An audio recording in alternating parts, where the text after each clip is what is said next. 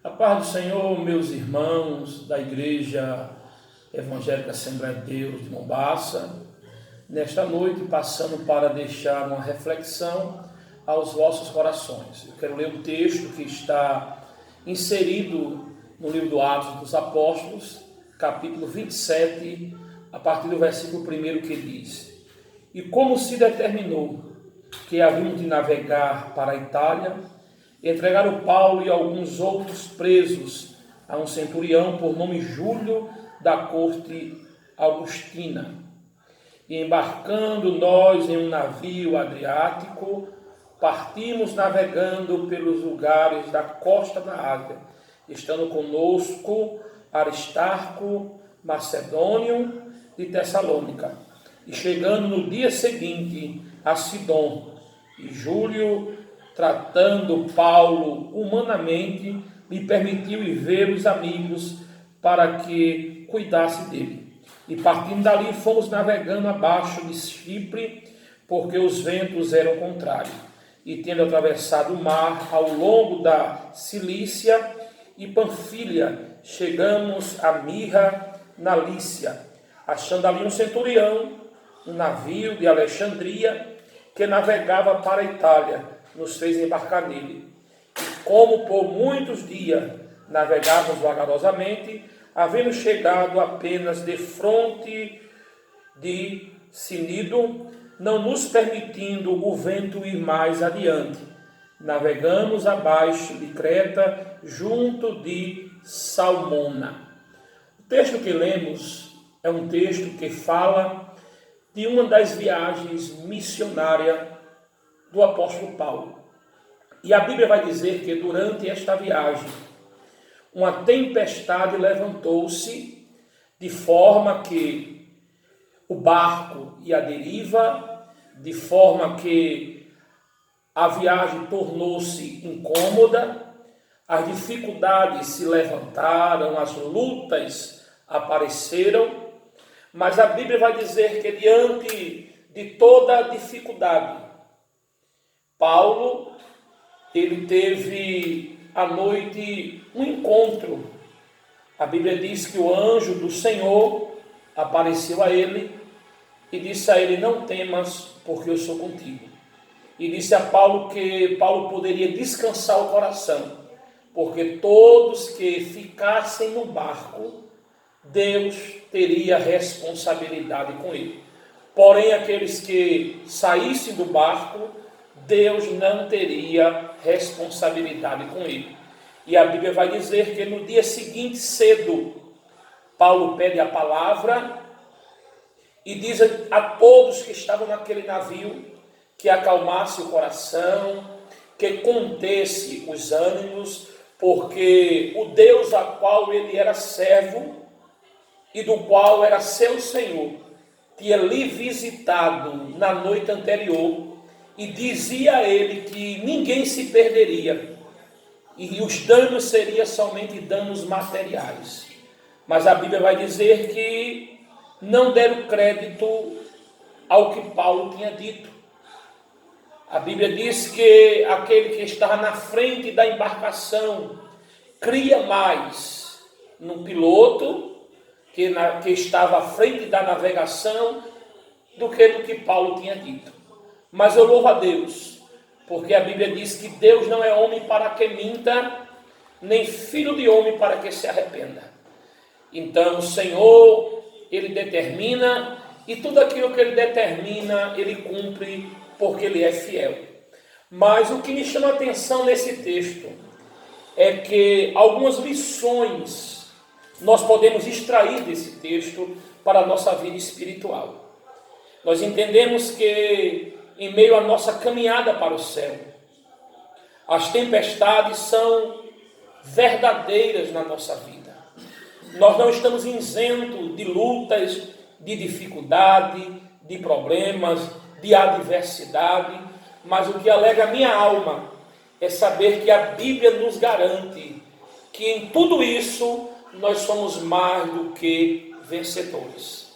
E a primeira lição que eu quero aplicar na sua vida, você que vai ouvir este vídeo nesta noite, está no versículo 23, que diz: porque esta mesma noite, o anjo de Deus, de quem eu sou e a quem eu sirvo, esteve comigo. A primeira lição que eu quero aplicar no seu coração é que em meio às provações, a presença de Deus é contigo. O salmista disse que ainda que ele andasse pelo vale da sombra da morte, ele não temeria mal algum, porque tu estás comigo, a tua vara e o teu cajado me consolam. Eu me lembro que quando o mesmo Paulo, diante de algumas dificuldades que a Bíblia vai chamar de um espinho na carne, ele chega diante de Deus e diz: Senhor, me ajude, tira esse espinho, eu não vou suportar. E a Bíblia diz que a resposta de Deus foi: a minha graça te basta, pois o meu poder se aperfeiçoa na fraqueza.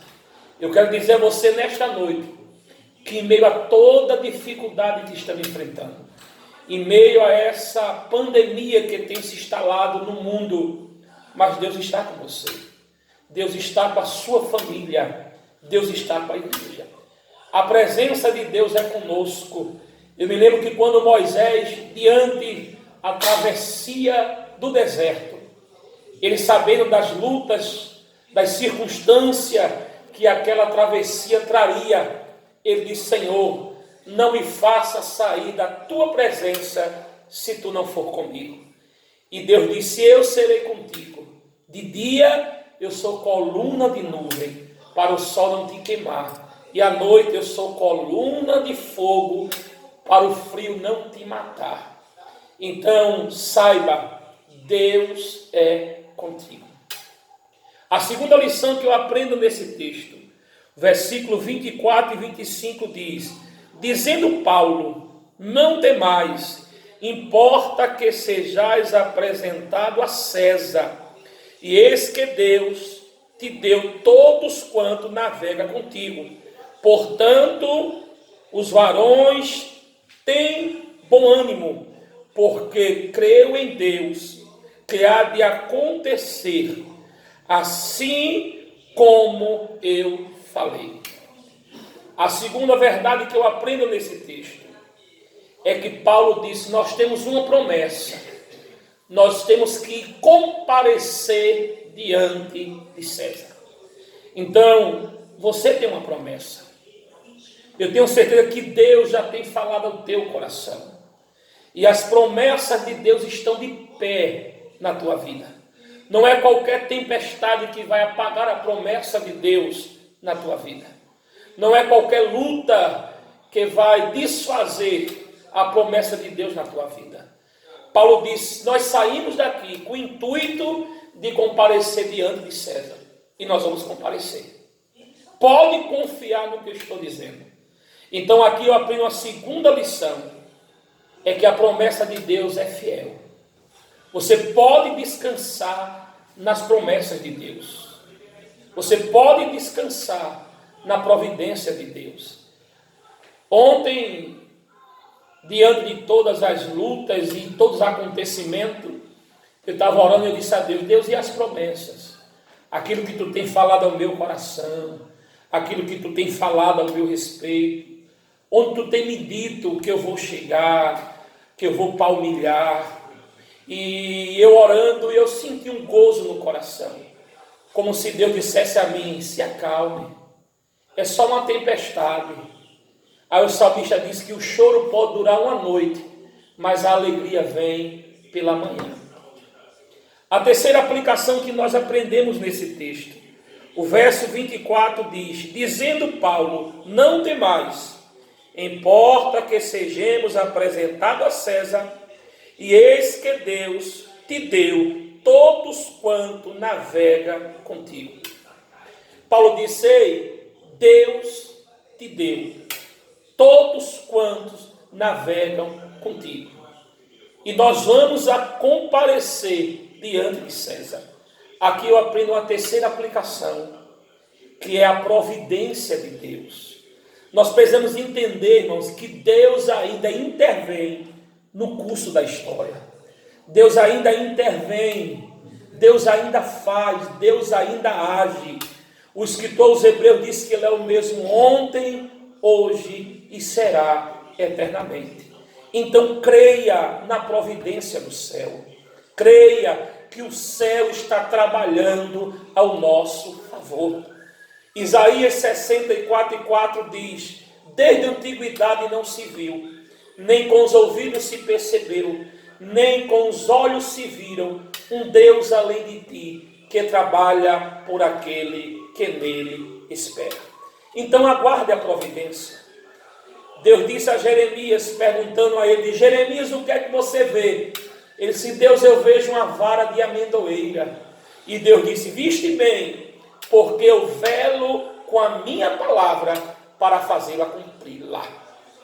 E a quarta aplicação que eu aprendo nesse texto, o versículo 44, diz assim a palavra do Senhor: e os demais, uns em tábuas, outros em coisas do navio, e assim aconteceu que todos chegaram à terra salva. Aqui eu aprendo uma quarta aplicação, que é o cumprimento da promessa. A promessa era comparecer a César que estava em Roma. O texto diz que uns chegaram agarrados em tábuas, outros chegaram agarrados em alguns objetos do navio, mas chegaram do outro lado. Não importa o que acontece no percurso, a promessa é que nós vamos chegar do outro lado. Não importa as dificuldades que aparecerão, o que importa é que nós chegaremos do outro lado. Porque o compromisso de Deus não era com o barco, o compromisso de Deus era com a tripulação. Muitas vezes, no meio da trajetória, no meio da caminhada, o barco se perde. Muitas vezes perdemos algo que nos traz dor, que nos traz constrangimento, mas não se importe. O importante é que você vai chegar. O importante é que você vai chegar do outro lado, porque Deus não nos chamou para afundarmos no meio do caminho. Então, fique com esta palavra nesta noite. Fique com essas 4 lições: a presença de Deus, a promessa de Deus, a provisão de Deus e o cumprimento da promessa. Que Deus nos abençoe, que o Senhor nos ajude, que o Senhor possa fazer eu, você e a sua igreja prosperar. Um abraço, seu pastor Júnior. Fique na paz, uma boa noite, em nome de Jesus.